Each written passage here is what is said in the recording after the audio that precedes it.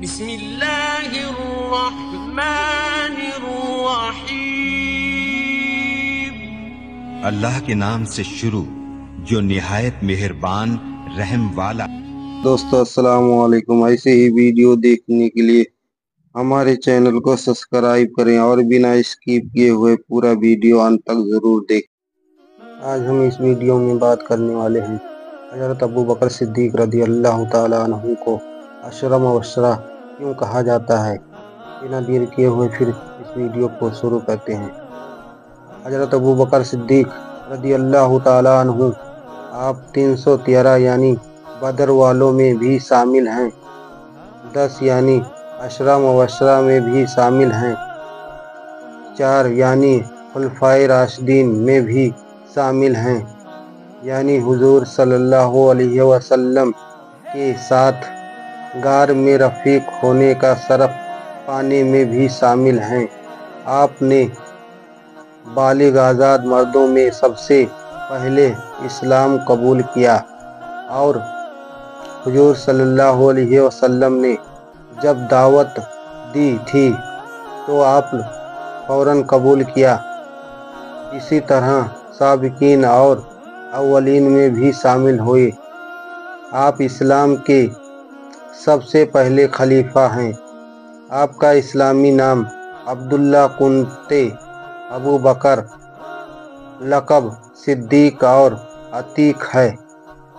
نبی کریم صلی اللہ علیہ وسلم نے جب قریش کو معراج کا واقعہ بتایا تو قریش نے اس کی تکذیب کی، جبکہ ابو بکر نے صدیق کی۔ چنانچہ حضور صلی اللہ علیہ وسلم نے آپ کی اس صدیق کی وجہ سے آپ کو صدیق کا لقب دیا۔ اب ارشاد کی روایت ہے کہ جب معراج میں آپ صلی اللہ علیہ وسلم کو آسمانوں کی سیر کرائی گئی تو آپ صلی اللہ علیہ وسلم نے جبرائیل سے کہا کہ میری اس سیر کو کوئی تسلیم نہیں کرے گا۔ جبرائیل علیہ السلام نے عرض کیا کہ آپ کی تصدیق ابو بکر کریں گے کیونکہ وہ صدیق ہیں۔ نبی اکرم صلی اللہ علیہ وسلم نے ابو بکر سے فرمایا جہنم سے آزاد ہو۔ تب سے آپ کا لقب صدیق ہو گیا۔ آپ حضور صلی اللہ علیہ وسلم سے تقریباً 2 سال کچھ مہینے چھوٹے تھے۔ آپ کا سارا گھرانہ مسلمان ہو گیا۔ والدہ ابو قحافہ فتح مکہ کے موقع پر ایمان لے آئے۔ آپ کی صاحبزادی حضرت عائشہ صدیقہ رضی اللہ تعالیٰ عنہ حضور صلی اللہ علیہ وسلم کی نکاح میں تھی۔ عمر بن عاص سے روایت ہے کہ رسول اللہ صلی اللہ علیہ وسلم نے انہیں لشکر ذات السلاسل کا امیر مقرر کیا۔ وہ کہتے ہیں تو میں آپ صلی اللہ علیہ وسلم کی خدمت میں حاضر ہوا اور عرض کیا اللہ کے رسول صلی اللہ علیہ وسلم، لوگوں میں آپ کو سب سے زیادہ محبوب کون ہے؟ آپ صلی اللہ علیہ وسلم نے فرمایا عائشہ۔ میں نے پوچھا مردوں میں کون ہیں؟ آپ نے فرمایا ان کے پاپا۔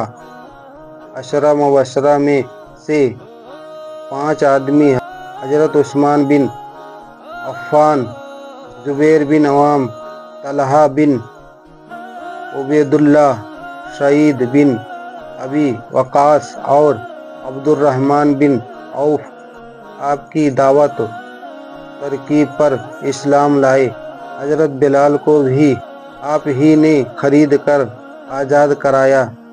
ہجرت کے سفر کے دوران نبی کریم صلی اللہ علیہ وسلم اور حضرت ابو بکر غار ثور میں پہنچے تو ابو بکر نے آپ صلی اللہ علیہ وسلم کو باہر رکنے کے لیے کہا اور خود غار میں داخل ہو گئے۔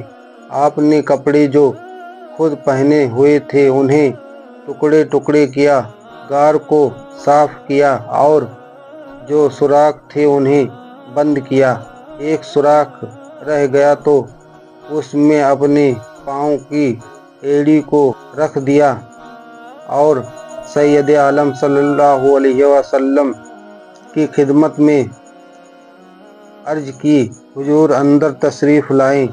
جب رحمت عالم صلی اللہ علیہ وسلم غار میں داخل ہوئے تو ابو بکر صدیق کی گود میں سر مبارک رکھ کر سو گئے۔ ابو بکر جس سوراخ پر ایڑی رکھی تھی اس سوراخ میں سے ایک سانپ نے بار بار کاٹنا شروع کیا، مگر صدیق نے اس خیال سے پاؤں نہیں ہٹایا کہ رحمت عالم صلی اللہ علیہ وسلم کی نیند خراب نہ ہو اور ان کے آرام میں خلل نہ ہو۔ لیکن جب آنسوؤں کے چند قطرے رسول اللہ صلی اللہ علیہ وسلم کی رخسار پر پڑے تو آپ صلی اللہ علیہ وسلم بیدار ہو گئے اور پوچھا، ابو بکر کیا ہوا؟ عرض کیا، یا رسول اللہ صلی اللہ علیہ وسلم، سانپ نے کاٹ لیا ہے۔ یہ سن کر حضور صلی اللہ علیہ وسلم نے زخم پر اپنا لعاب دہن لگایا تو سارا درد دور ہو گیا۔ قرآن کریم کی کئی آیات اور متعلق ہیں جن سے آپ کی شان کا اظہار ہوتا ہے۔ رسول اللہ صلی اللہ علیہ وسلم نے فرمایا، کوئی شخص بھی ایسا نہیں جس نے ابو بکر بن ابو قحافہ سے زیادہ مجھ پر اپنی جان و مال کے ذریعے احسان کیا ہو۔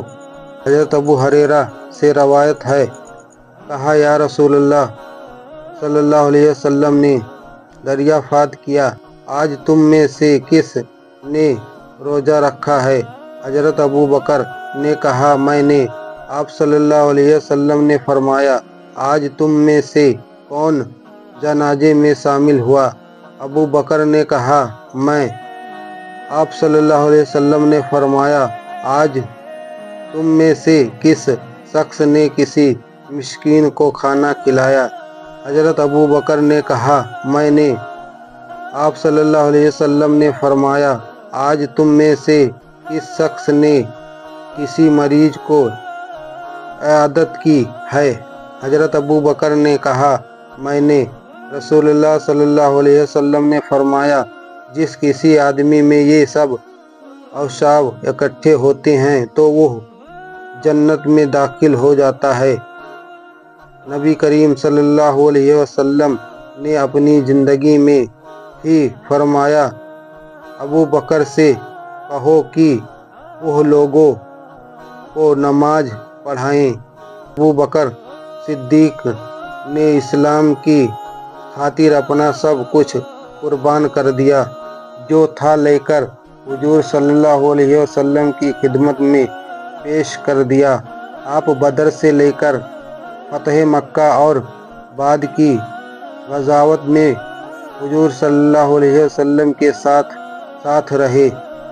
جب آپ صلی اللہ علیہ وسلم اس دنیا سے ہجرت لے گئے تو آپ نے امت کو سنبھالا، مسائل کو حل کیا، فتنوں کا قلع کما کیا، منکرین زکوٰۃ اور نبوت کے جھوٹے دعویٰ داروں کے خلاف اعلان جنگ کیا، کئی لشکر جہاد کے لیے بھیجے۔ آپ کے تقریباً 200 سالہ دور میں بہت ساری اسلامی فتوحات ہوئیں۔ آپ کی 22 جمادی الثانی 13 ہجری کو 63 سال کی عمر میں وفات ہوئی۔ آپ کو یہ شرف بھی نصیب ہوا کہ آپ صلی اللہ علیہ وسلم کی قبر مبارک حضور صلی اللہ علیہ وسلم کی قبر مبارک کے ساتھ گنبد خضرا میں بنی ہے۔ لائک شیئر کریں اور ہمارے چینل کو سبسکرائب کریں۔ پھر ملیں گے اگلی ویڈیو میں۔ خدا حافظ۔